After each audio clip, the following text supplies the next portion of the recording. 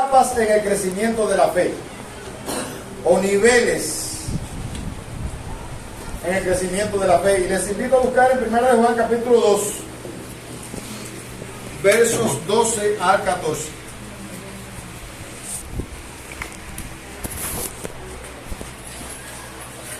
Primera de Juan capítulo 2, versos 12 al 14.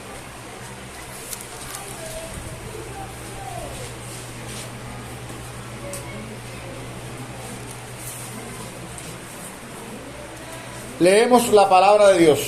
Recuerde poner su teléfono en modo vibrador para que no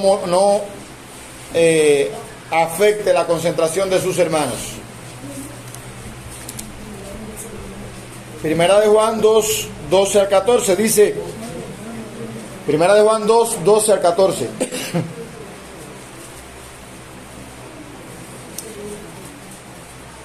Os escribo a vosotros, hijitos, porque vuestros pecados os han sido perdonados por su nombre.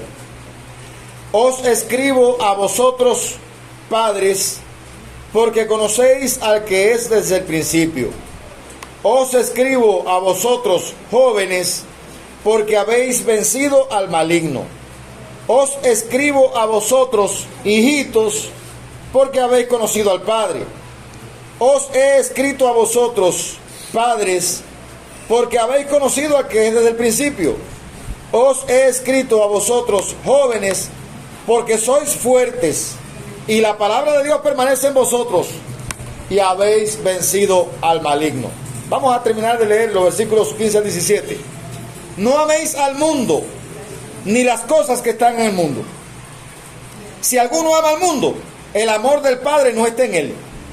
Porque todo lo que hay en el mundo, los deseos de la carne, los deseos de los ojos y la vanagloria de la vida, no proviene del Padre, sino del mundo. Y el mundo pasa y sus deseos, pero el que hace la voluntad de Dios permanece para siempre. Pueden sentarse, hermano. Muchas gracias por la reverencia a Dios y su palabra. Y les decía que queremos hablar de los niveles o etapas en el crecimiento de la fe. Esta es una verdad crucial para la vida cristiana, porque el propósito de la iglesia o el propósito de los ministerios dentro de la iglesia es llevar al creyente a la madurez. Dice el apóstol Pablo cuando habla de los ministerios que Cristo instituyó dentro de la iglesia en Efesios 4, que él mismo constituyó a unos apóstoles, a otros profetas, a otros evangelistas, a otros pastores y maestros, a fin de perfeccionar a los santos para la obra del ministerio, para la edificación del cuerpo de Cristo, hasta que todos lleguemos a la unidad de la fe y del conocimiento del Hijo de Dios, a un varón perfecto, a la medida de la estatura de la plenitud de Cristo. Y ahí sigue diciendo el apóstol Pablo, para que ya no seamos niños fluctuantes. Es decir, que el propósito con el que Dios establece los ministerios dentro de la iglesia no es mantener a los creyentes como una masa de asistentes a la iglesia, un grupo de personas que viene, se emociona un poco y luego regresa a su casa y no desarrolla su vida cristiana.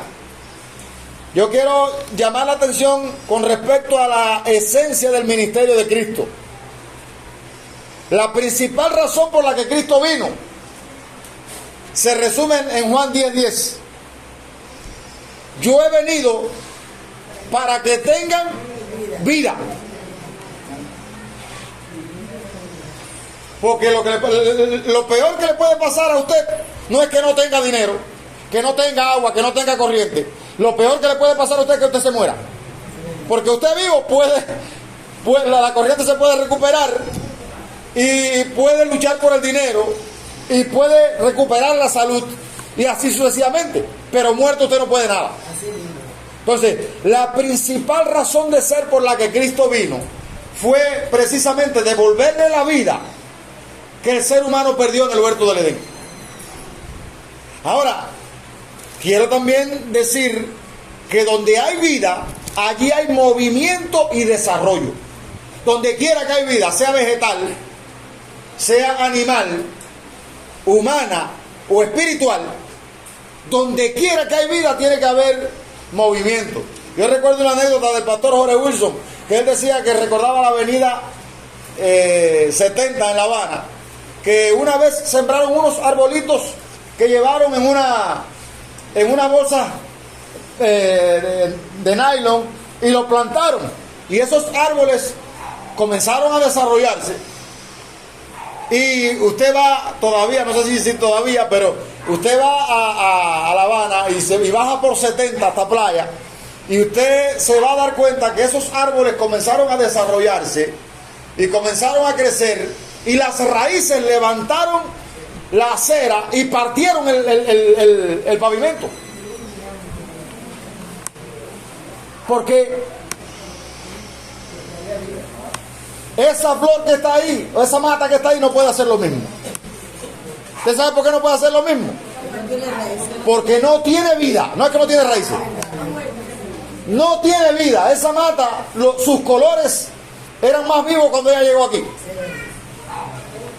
Y la que Yami tiene en el vestido también. Y Maura. Esa es una mata artificial que no tiene vida. Y como no tiene vida, ahí no hay vitalidad. Y todo ahí va a tender a deteriorarse. Pero donde hay vida, ya le dije, sea vegetal, sea animal, humana, donde quiera que hay vida, allí hay la tendencia a desarrollarse. Bueno, donde hay vida espiritual pasa lo mismo. Mayo, si nos ayuda, quita el breque y pon la planta. Sí, el calor aquí es...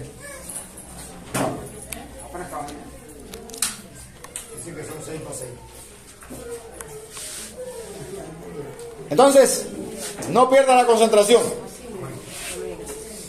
Donde hay vida espiritual también tiene que haber movimiento y tiene que haber desarrollo.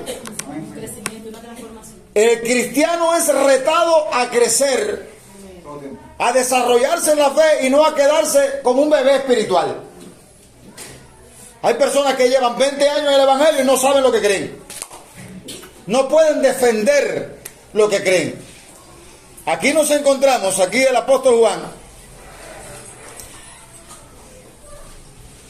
habla de al menos 3 etapas esenciales en la vida de la persona. Nosotros sabemos que en la vida humana hay al menos 3 etapas. Está la niñez, está la juventud, están los adultos, ya después están los ancianos, ¿no? Y el apóstol Juan ahí menciona las 3 etapas. ¿Y qué cree la persona en cada etapa? Es importante esto que estoy diciendo, porque ahí hoy usted se va a poner, se va a hacer un análisis de sangre, se va a poner el termómetro.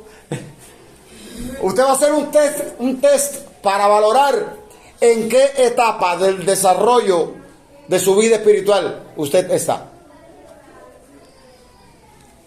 Y ahí Juan menciona a los hijitos, y menciona a los padres, y menciona a los jóvenes. Y a cada uno, de cada uno dice algo diferente.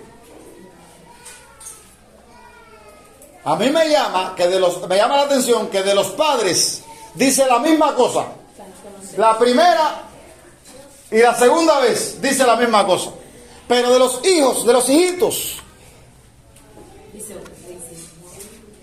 Ahora, ¿qué cree una persona que es un niño espiritual? ¿Cómo está la fe de una persona que es un niño espiritual? Bueno, el niño espiritual es alguien que dice, les escribo a vosotros, hijitos, porque vuestros pecados os han sido perdonados por su nombre. Un niño espiritual es alguien que sabe que ha recibido que Dios es su Padre y que Dios le ha perdonado todos sus pecados. De modo que si alguno está en Cristo es nueva criatura, las cosas viejas pasaron, he aquí todas son hechas nuevas. Un niño espiritual es alguien que está en la condición de creer que sus pecados han sido perdonados, pero no más, porque es un niño. El término hijitos en este caso proviene de la palabra griega paidia, que se refiere a pequeños inmaduros. Ellos son los que saben que son hijos de Dios. Pero esto no es todo. Incluso algunos de ellos creen que esto es todo lo que tienen que saber. Es decir, yo sé que soy un hijo de Dios, yo sé que mis pecados han sido perdonados, y yo creo que en esa categoría todos estamos incluidos. Pero ¿será eso todo lo que tenemos que saber? Dice, ¿cuántos hijos de Dios caen en esta clasificación? Lo primero que el creyente debe saber es que sus pecados han sido perdonados. El creyente no es una persona que no está segura de haber sido perdonada, o que ora día tras día para intentar merecer el perdón. El creyente tiene la clara convicción de que ya ha sido perdonado y no hay condenación para él. ¿Usted está claro de eso, verdad? Yo creo que si usted está aquí es porque al menos ya está en ese nivel. Ser perdonado marca la etapa inicial de la vida cristiana, no la madurez. Entonces, un niñito o un hijito es alguien que sabe que sus pecados han sido perdonados. ¿Qué más dice de los hijitos en el versículo 13, en la parte final? Esos hijitos han conocido al Padre. Saben que Dios existe, saben que Dios le ama, saben que Dios envió a su Hijo a morir por ellos. Saben que Dios es su Padre y que si se acercan a Él, no, ese ventilador no está desconectado de la... Entonces, es un bebé espiritual que es salvo, pero se ha quedado, o está, no vamos a decir que se ha quedado, está en esa condición de no desarrollo, no ha desarrollado su conocimiento con respecto a las verdades, a otras verdades de la fe cristiana que le hace falta creer y desarrollar para poder desarrollarse a plenitud en la vida cristiana.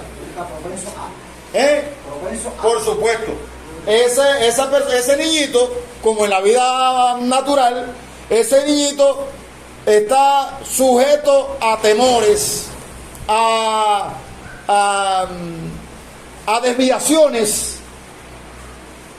Cuando usted lee, cuando leíamos ahorita en Efesios 4, dice, para que ya no seamos niños fluctuantes, llevados por doquiera de cualquier viento de doctrina.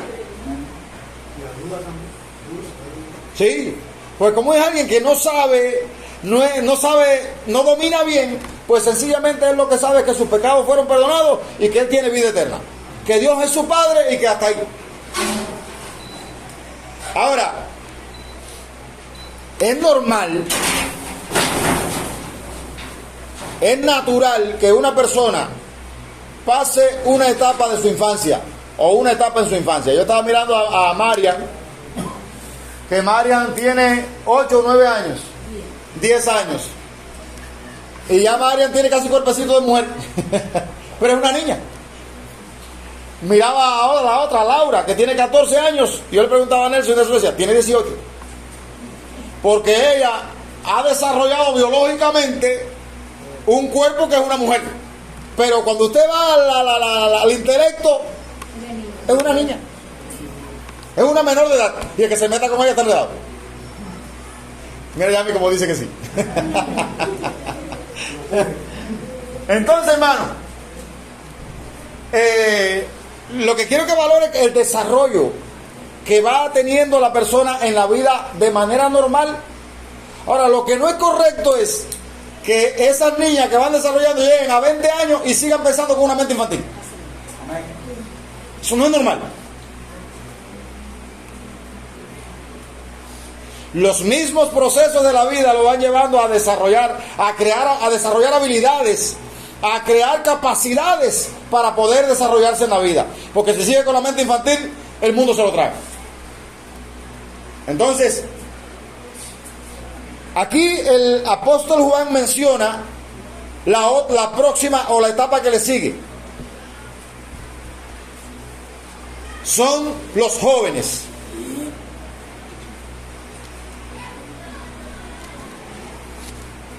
Bueno, los niños son aquellos que saben que Dios es su Padre, número uno, y número dos, saben que sus pecados han sido perdonados por su nombre, no por los méritos del que se acerca, sino por los méritos de Cristo.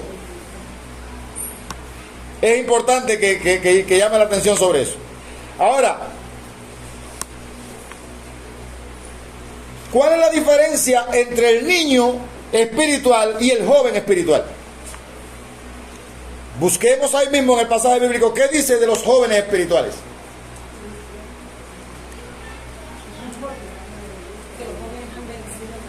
En el versículo 13 dice: os escribo a vosotros jóvenes porque habéis vencido al maligno. En el versículo 14 dice: os escribo a vosotros jóvenes porque sois fuertes y la palabra de Dios permanece en vosotros y habéis vencido al maligno. Ya aquí la persona está entrando en otro nivel. Ya no solo cree que sus pecados han sido perdonados, ahora sabe cómo vencer al maligno. Y me llama la atención la palabra de soy fuertes. Yo recuerdo que yo estuve por mucho tiempo en la infancia espiritual. Cuando yo me tiro aquí en este espectro, ante este pasaje bíblico, yo valoro mi evolución en la vida espiritual, la valoro como un retrasado en el crecimiento. Yo recuerdo cuando yo ingresé a la primaria, habían personas que tenían 14 años y estaban dando clases antes, cuando la educación tenía un poquito más de rigor, y ahora no. Con pañoletas azules todavía. 14 años estudiando con muchachos de 6, con alumnos de 6 años, porque reprobaban y no estaban en condiciones de subir a otro nivel. Entonces, una persona que desarrolla de manera natural en su vida de fe es alguien que sabe que ha vencido al maligno y no lo ha vencido por sus propios méritos. Yo le decía que yo viví mucho tiempo en la ignorancia, porque me costó trabajo creer lo que la Biblia dice respecto a lo que Cristo ha hecho por mí. ¿Por qué usted ha vencido al maligno? Pregunto. Ya nosotros porque lo conocemos. Porque lo conoce. Usted ha vencido al maligno porque Cristo lo venció.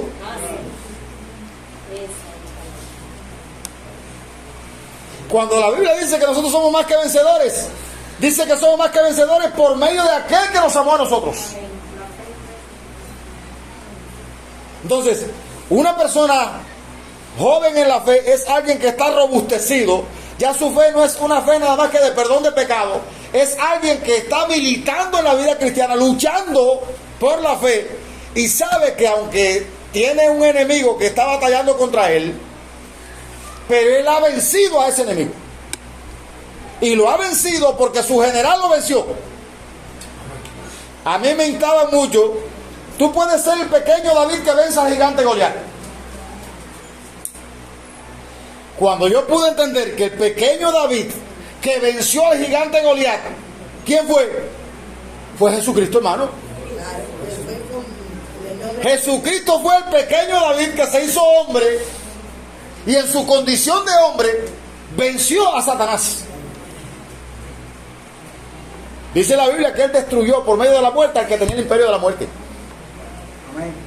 Entonces, yo me veía como ese hombre guerrero que tenía que salir a la batalla y ser... No, hermano. Cuando la Biblia habla de fe, cuando la Biblia habla de la batalla espiritual, usted tiene que revestirse de Jesucristo y saber que Cristo, si usted vence, es porque Cristo venció. Amén, aleluya. Usted no vence porque usted ayune mucho, ni ore mucho, ni sea más devoto. Usted vence porque Cristo venció por usted. Aleluya. Dice que despojando a los principados y a las potestades, los exhibió públicamente, triunfando sobre ellos en la cruz del Calvario. Aleluya. Y esa victoria Cristo nos la dio a nosotros. Y yo puedo estar hoy aquí, y él le ha dado el testimonio a muchas personas sobre el desafío que representa haber fundado una iglesia en este lugar. Es un reto.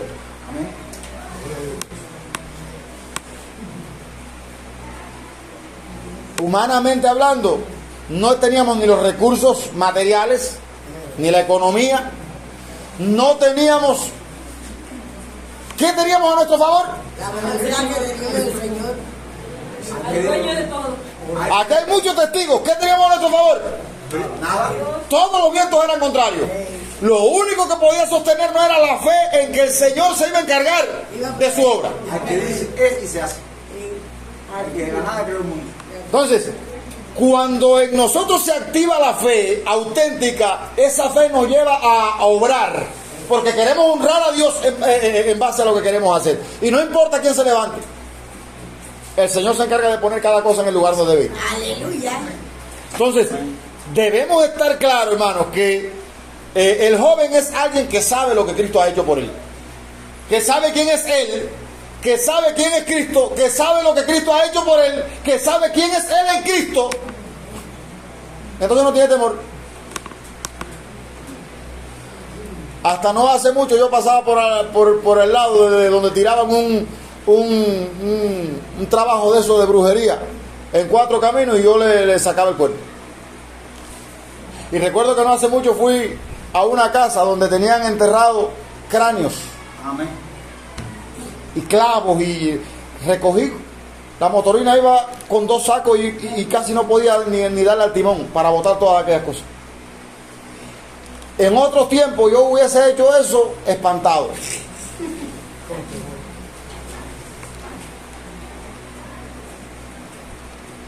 Pero usted sabe qué me llevó a obrar convencido de que contra mí no había arma ¿Usted sabe qué me llevó a obrar así? El hecho de saber que Jesucristo lo hizo todo por mí, Toda potestad te da. y que mi vida está escondida con Cristo en Dios, y que no hay arma forjada contra mí que pueda prevalecer. Aleluya. Gloria a Dios. Pues si yo me dejo llevar por mi vida devota, por mi consagración, por mi rectitud, ¿quién puede vencer esa pelea, hermano? ¿Quién puede? Entonces, el joven es alguien que sabe, dice aquí, es alguien que sabe que ha vencido, no es que va a vencer, fíjese.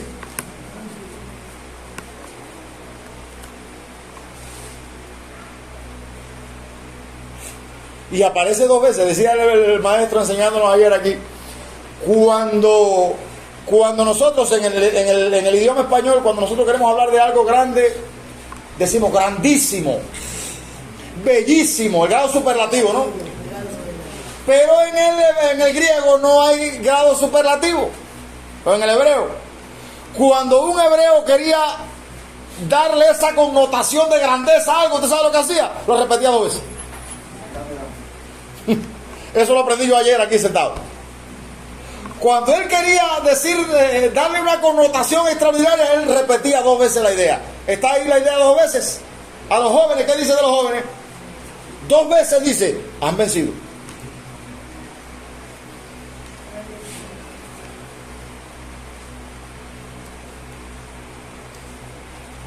Entonces, el niño no, usted manda a un niño a ese trabajo y es probable que se traumatice, que se vuelva loco. Pero un joven, una persona que está desarrollando su fe de una manera coherente, que se está nutriendo de las verdades cristianas, él tiene que saber que en Cristo Jesús es más que vencedor. Amén. Aleluya.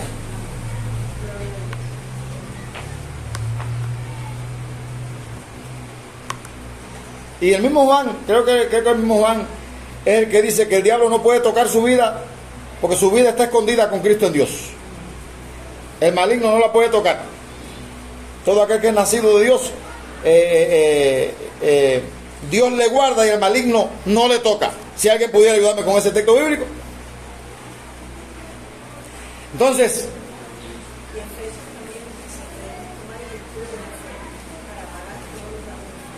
ese escudo de la fe,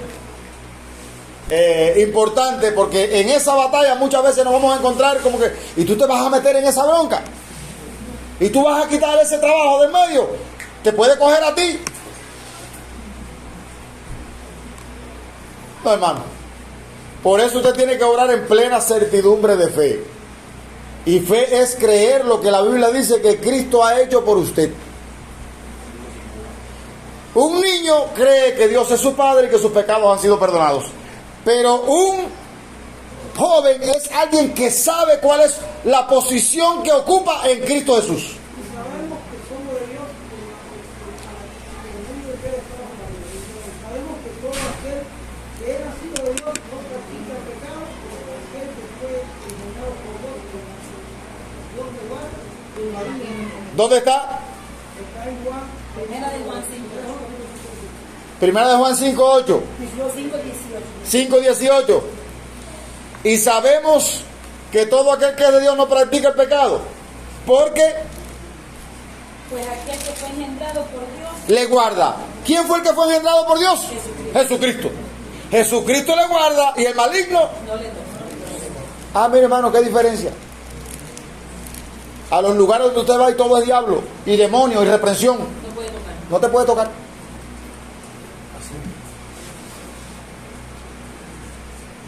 No ha sido sellado.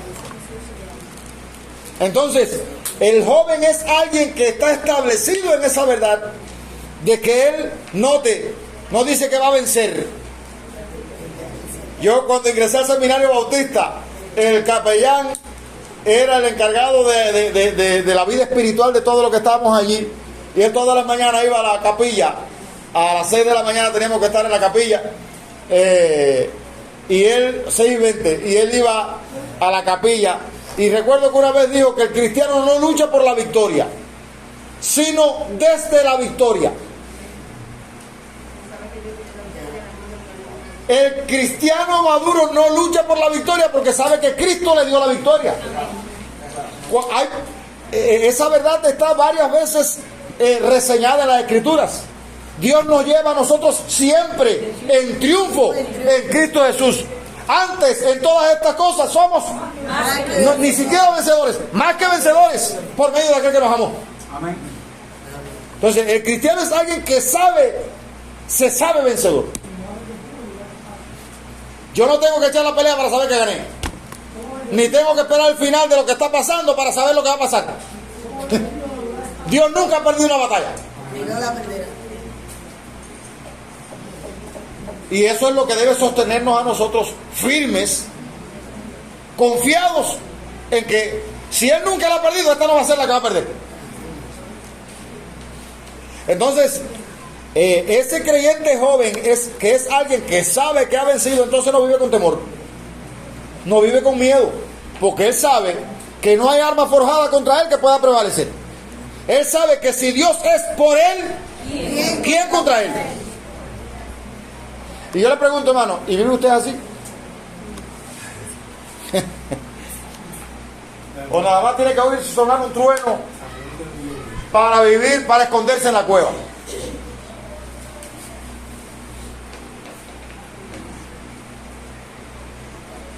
¿Es usted de lo que los tambores y la sangre es usted de esa gente que se atemoriza por esas cosas? Todavía le falta creer, leer la Biblia y aterrizar. Porque una de las cosas que hace el joven es esa, dice, sois fuertes, dice el versículo 14, sois fuertes, la palabra de Dios permanece en vosotros. Eso es lo que hace la diferencia. Usted no puede alimentar su fe si no estudia la Biblia. La fe viene por oír la palabra de Dios. Usted no puede alimentar su fe si usted no tiene un tiempo devocional y profundiza en el estudio de la Escritura. Entonces, lo que va a hacer que usted se ponga hermoso, usted se da cuenta que hoy hay una batalla, creo que lo he dicho ya varias veces aquí, hay tres dioses modernos: el dinero, la belleza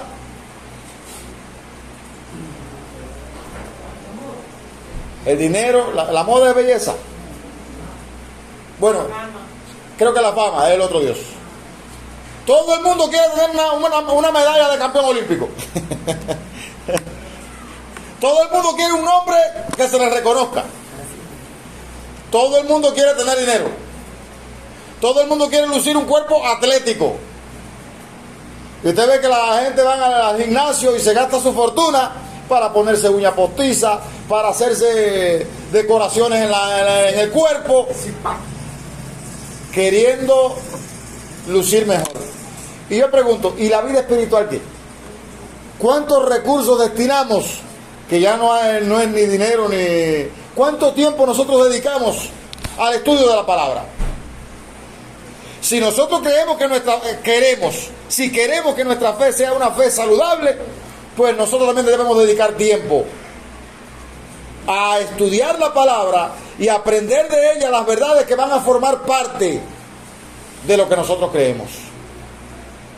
Entonces, eso fue lo que hizo que Martín Lutero, fíjense que estamos próximos a celebrar el Día de la Reforma, y todo esto que estamos diciendo aquí tiene como fin llegar hasta allá con este bagaje de información. ¿Qué fue lo que hizo que Martín Lutero llevara a cabo la reforma dentro de la iglesia? ¿Qué herramienta usó Martín Lutero para llevar a cabo la reforma dentro de la iglesia? La palabra. Él aterrizó, el Espíritu Santo lo iluminó por medio de la Escritura, y él entendió que no podían seguir por ese camino.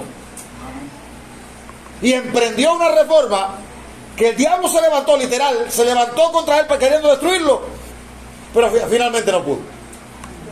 Entonces, si nuestra fe es una fe vigorosa, establecida en la palabra de Dios, cuando usted quiera defender un argumento con la palabra de Dios, aunque el maligno se levante contra usted, no va a poder derrotarlo. Entonces, el joven es aquel que, número uno, dice el versículo 14, que es fuerte, que la palabra de Dios permanece en él y que sabe que ha vencido al maligno. Es fuerte porque la palabra de Dios permanece en él y él sabe que ha vencido al maligno. No es que lo va a vencer. Ahora, en ese proceso de desarrollo de la personalidad o de la vida espiritual, aparece la última etapa que menciona Juan ahí: los padres. ¿Cuál es el rasgo característico que se menciona? El único rasgo característico de los padres. ¿Qué conocen? ¿Conocen al Padre? No, lady, no. Dice que es conocido desde el principio. Los que conocen al Padre son los niños, dice el versículo. No, tranquila. A ver, lo hice a propósito y no porque quiera ridiculizarla, no es la idea. No es la idea. Según el versículo 13, los que han conocido al Padre son los niñitos. Y el otro lado, los que han conocido al que es desde el principio. Los adultos espirituales, dice ahí, que han conocido no al Padre, sino al que es desde el principio. La pregunta es, ¿y quién es ese? Dios. ¿Y Dios no es Padre?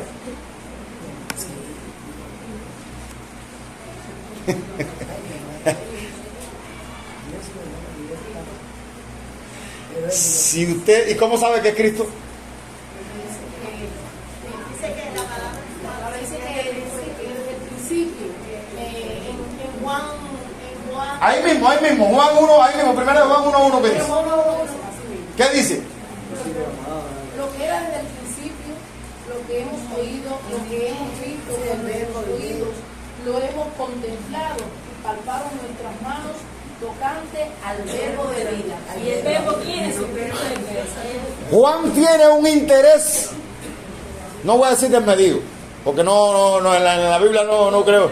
Juan tiene un interés supremo en que nosotros entendamos quién es la persona que es un adulto espiritual. Y no es que conoce al Padre, porque ya vimos que el niño es quien conoce al Padre. Dice ahí Por si acaso alguien me quiere... El capítulo 3, el versículo 13, la parte final, os escribo a vosotros, hijitos, porque habéis conocido al Padre. Son los niñitos los que han conocido al Padre. Los adultos han conocido al que es desde el principio. ¿Quién es el que es desde el principio? Dice Juan, lo que era desde el principio. En el principio era el verbo. Allá vamos a llegar. Y el verbo era Dios. Lo que era desde el principio. Lo que cita Lady en Juan, en el Evangelio de Juan, capítulo 1, versículo 1, que dice, en el principio era el verbo, y el verbo era con Dios, y el verbo era Dios. Este era desde el principio con Dios. Bueno, la persona de Cristo le va a chocar a mucha gente. Más claro. Ahora, es importante que nosotros hagamos énfasis en esto, porque ¿cuál es el rasgo distintivo de los padres? Han conocido al que es desde el principio. Fíjense que ahí no habla de otra cualidad, ahí habla de que una persona que ha crecido en la fe sabe quién es Jesucristo.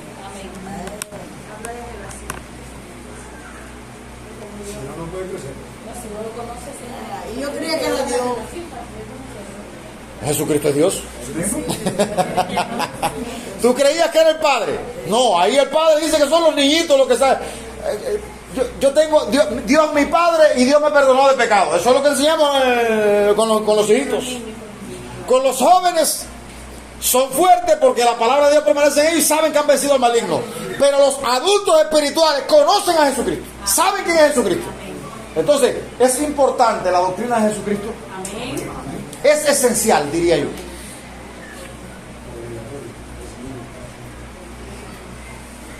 Entonces, note, hermano, y fíjense que repite la misma idea. En los niños y en los jóvenes la idea varía, pero en los adultos dice lo mismo.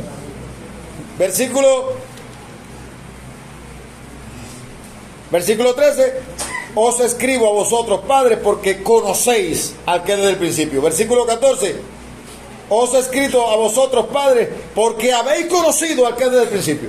Y ese que desde el principio, Juan lo deletrea, lo describe ahí mismo en 1:1, lo que era desde el principio.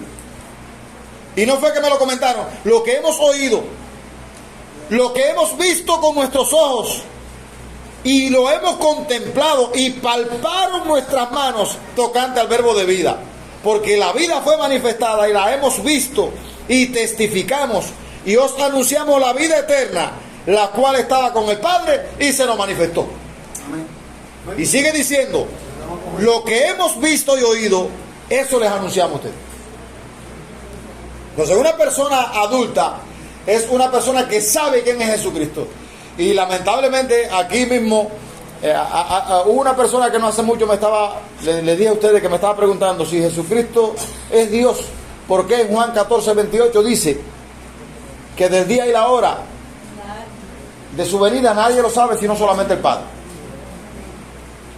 Entonces, si el Hijo no sabe, no es Dios, porque Dios es omnisciente, Dios todo lo sabe.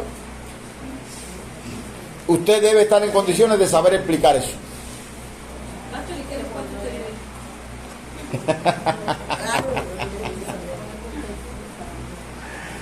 En la Navidad, Dios mediante, vamos a meternos en la doctrina de Cristo y vimos su gloria. Pero le voy a dar la respuesta. La persona de Cristo, cuando uno la ve a simple vista y coge textos aislados, uno concluye que Jesucristo es un ser humano. Cuando uno coge algunos textos aislados, que no son muchos, como por ejemplo, así que del día y la hora nadie lo sabe sino solo mi Padre. Y bueno, hay otro texto bíblico que la persona de Cristo hay que verla. No, esa no es. La persona de Cristo hay que verla en tres en 3D, en 3 dimensiones o en 3 etapas. Cristo antes de encarnarse, ¿cómo existía? ¿Quién era Él? Cuando Él está orando dice: Padre, glorifícame tú al lado tuyo con aquella gloria que tuve contigo antes de que el mundo fuera. ¿Cómo existía Cristo? Estaba compartiendo la misma gloria del Padre. Dice: yo Dios, yo Jehová, y a otro no daré mi gloria. Y si Cristo estaba compartiendo la gloria con Él.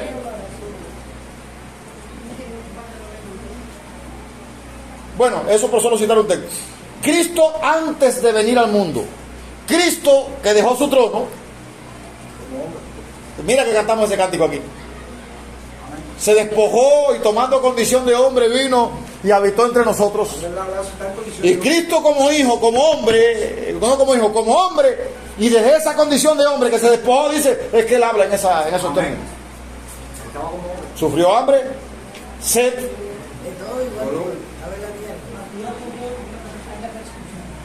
En la condición de hombre es que Cristo habla de todo eso.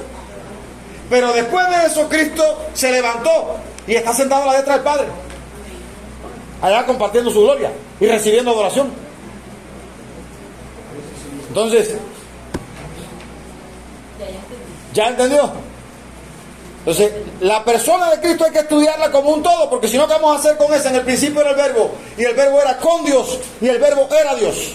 ¿Qué vamos a hacer? Como no entendemos, entonces decimos: no, hacemos lo que hicieron los testigos, una nueva versión, la versión Nuevo Mundo, y ponemos en el principio el verbo, y el verbo era con Dios, y el verbo era un Dios. Pero como dijera alguien, bueno, Él era un Dios. Te pregunto, Él recibió adoración, y el único digno de adoración es Jehová de los ejércitos. ¿Ustedes adoran a Jesucristo? No, para preguntar, ¿ustedes adoran a Jesucristo? Porque Él es digno de adoración, ¿ustedes lo adoran? Entonces ustedes son más politeístas que nosotros, porque ustedes creen en 2 dioses y nosotros creemos en uno solo. Amén. Es una doctrina difícil, la doctrina más difícil que hay para entender es la doctrina de la Trinidad. Pero no podemos coger la gran masa de textos bíblicos que aseguran que Jesucristo es Dios y tirarlo por tierra. Más bien lo que debemos hacer es aterrizar la idea y estudiarla bien para no ser confundidos. Entonces, mis hermanos queridos,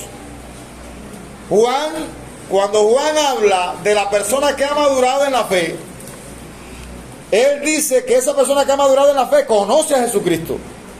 Y cuando Pablo hablaba en Efesios capítulo 4,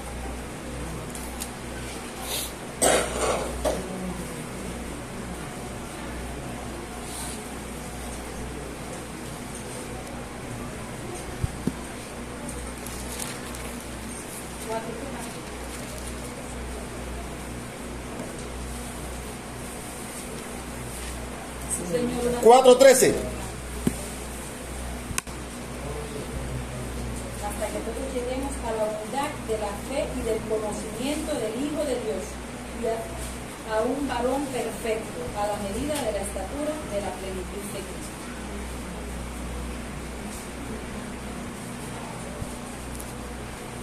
Hasta que todos lleguemos. Hay un tope ahí.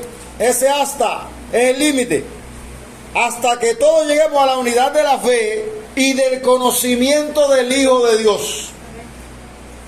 Es decir, un cristiano está creciendo hasta que conoce al Hijo de Dios. Aleluya. Sabe quién es Jesucristo y sabe cuál es el cúmulo de creencias esenciales que forman parte del corolario que Cristo ha dejado para su iglesia. Hasta que todos lleguemos a la unidad de la fe y del conocimiento del Hijo de Dios, a un varón perfecto, a la medida de la estatura de la plenitud de Cristo. Es decir, que un creyente maduro es quien sabe, el que sabe quién es Jesucristo y vive la vida como Cristo la hubiese vivido. Ahora, Pablo habla de Pablo habla de su ministerio cuando él dice que todas las cosas las tiene como basura. Él dice: ciertamente aún estimo todas las cosas como pérdida por la excelencia del conocimiento de Cristo Jesús. Note que Pablo hace énfasis: la excelencia del conocimiento de Cristo Jesús, mi Señor, por amor del cual lo he perdido todo y lo tengo por basura para ganar a Cristo y ser hallado en Él, no teniendo mi propia justicia que es por la ley, sino la que es por la fe de Cristo, la justicia que es de Dios por la fe, a fin de conocerle. ¿Y Pablo conocía a Jesucristo? Sin embargo, él dice que todo lo tiene a fin de conocerle y el poder de su resurrección y la participación de sus padecimientos, llegando a ser semejante a él en su muerte. Entonces, Pablo tenía como meta también conocer plenamente a Jesucristo. Y yo creo, hermanos, que nosotros debemos darnos a la tarea de profundizar, de avanzar en nuestra vida cristiana. Ayer decía el maestro, mientras estábamos aquí, que él nos ponía una gráfica sobre la realidad de los seres humanos. Y él decía que muchas veces nosotros nos detenemos a mirar la conducta de la cultura, el comportamiento de las personas, y por ahí estamos tratando de corregir la conducta de las personas, decía él. Pero antes de que la persona obre de alguna manera, hay otras cosas que nosotros debemos tomar en cuenta. ¿Cuáles son los valores que tiene esa persona? ¿Usted cree que una persona que crea que no se debe robar se va a llevar una memoria que era fuera de lugar? Entonces, antes de querer modelar la conducta, hay que modelar los valores. Hay que enseñar los valores. Porque una persona que tenga valores correctos se va a conducir bien, correctamente. Y podremos enseñarle valores a este mundo que no quiere saber de... Sí, pero por lo menos lo decimos y podemos hacerlo. Ahora que ellos no lo hagan. Sí, pero es lo que dice el pastor. Si no conocen a Cristo, que es el libro máximo. ¿Qué incentivo tienen las personas para dejarse modelar o guiar por los valores? Y que cuando ve una cartera o cuando se encuentre una cartera con dinero, no diga: no, que va, esto fue un regalo que me hicieron. Y le bota el carnet y se quede con el billete en el bolsillo. Eso fue un regalo del Señor. Sí, claro. Yo estoy, porque cuando te han enseñado en la casa en amor, los valores,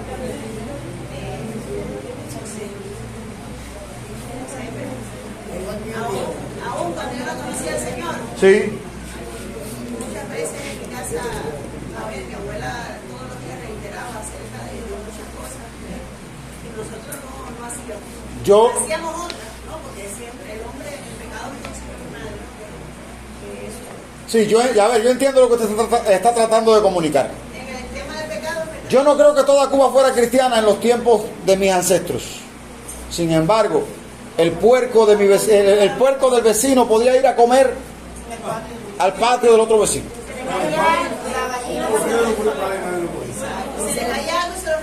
Así mismo, es lo que yo le quiero decir. Hay valores, pero él decía: hay valores, pero antes de ir. Entonces, disculpe. A ver, eso lo podemos dejar para más adelante. Hablaremos de valores si Dios quiere. Pero nosotros no podemos modelar la conducta si antes no hemos influido en enseñado valores. Y no vamos... la conducta dice qué es lo correcto y qué es lo incorrecto. Los valores dicen qué es lo importante. Si para mí lo importante es el dinero y yo vendo cámaras, a mí no me importa si la cámara tiene poncho o si está media podrida, lo mismo es hacer el dinero. Porque la ambición de dinero la ambición de dinero me va a impedir valorar a la otra persona y tratarla con el debido respeto. Pero no basta con eso. La conducta dice que es lo correcto o incorrecto. Los valores dicen qué es lo importante. Y todo eso es modelado por las creencias. ¿Qué es real? ¿Qué cosa es verdad? Claro, nosotros debemos estar claros que hay una agenda diabólica que comenzó en el cielo, se trasladó al Edén y ahora está con más fuerza que nunca, tratando de desacreditar la verdad. Ya no hay verdad absoluta. Ahora verdad es lo que cada persona entienda que es verdad. Yo soy hombre y me siento mujer, y usted tiene que entender que yo soy mujer y tiene que tratarme como una mujer.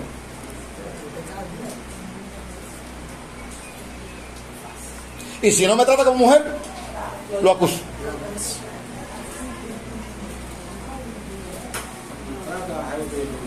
Es una agenda diabólica para destruir la verdad. Y cuando 2 más 2 no sea 4, ¿usted cree que 2 más 2 puede ser 5, puede ser 3? Pero eso lo aplica el ser humano nada más que para la manera de él percibirse y la manera de proyectarse. Porque cuando va a comprar un producto, si le dicen 20 pesos, él no puede dar 19. Ni da 50 por 20. A eso se le ha llamado relativismo. Y hay un relativismo moral que tiene como fin destruir la verdad. Ahora, nosotros los cristianos sabemos que existe la verdad absoluta. Amén. Estamos conscientes de que existe la verdad absoluta y que esa verdad absoluta no sale de ningún hombre, sale de Dios. Y que quien viole, quien se vaya en contra de esa verdad absoluta, al final la rueda lo va a planchar.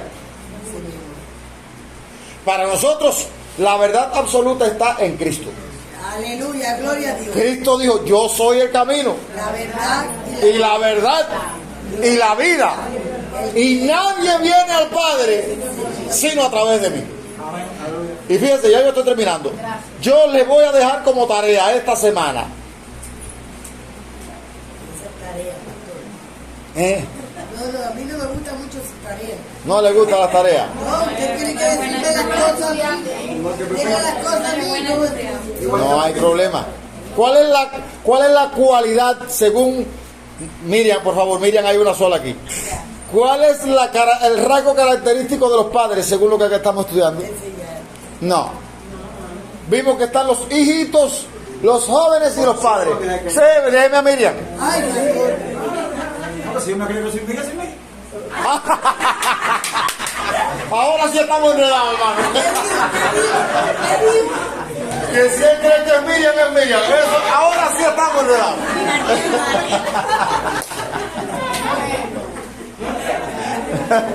Oiga, una gente infectada con la ideología aquí de la ideología de él.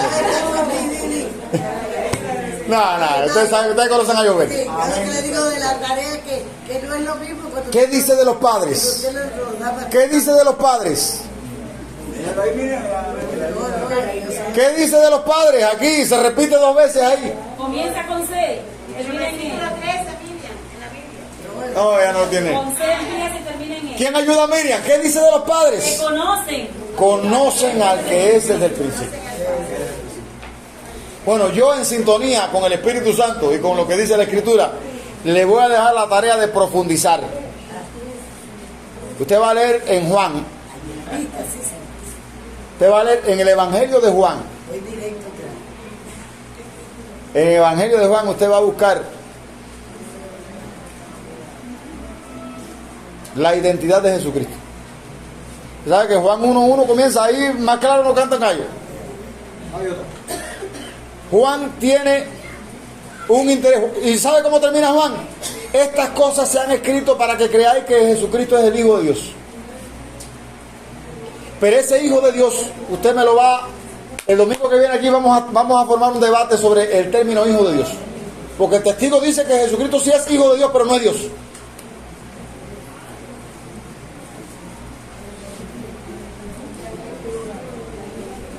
Entonces, usted va a desarrollar un estudio allí, porque si la cualidad de los padres es que ellos conocen a Jesucristo, conocen a que desde el principio, pues entonces yo voy a llevar a cabo una agenda para que usted llegue a ese nivel de conocer quién es Jesucristo. Aleluya. Entonces, hermano, Dios no quiere que nosotros seamos enanos espirituales. Dios no quiere que seamos bonsáis. Recuerdo que Gilberto hizo un tiempo que él estuvo haciendo mucho énfasis en el bonsái. ¿Sabe? El bonsái es un árbol que se planta en una cesta y se poda continuamente para tenerlo ahí como un adorno. Y no pudiendo llegar acá, no puede desarrollar. Dios no quiere que nosotros seamos bonsái. Dios quiere que nosotros seamos creyentes, que desarrollemos nuestra fe, que maduremos en nuestra fe, que estemos en condiciones de defender lo que creemos. Así mismo, aleluya. Y hoy yo le agradezco al Señor por esto, porque todavía hay personas por ahí que están preguntando, ¿y Jesucristo es Dios? O cuando venga un testigo a acercarse, le tiran, cierran la puerta para que no le... Y no saben defender lo que ellos creen.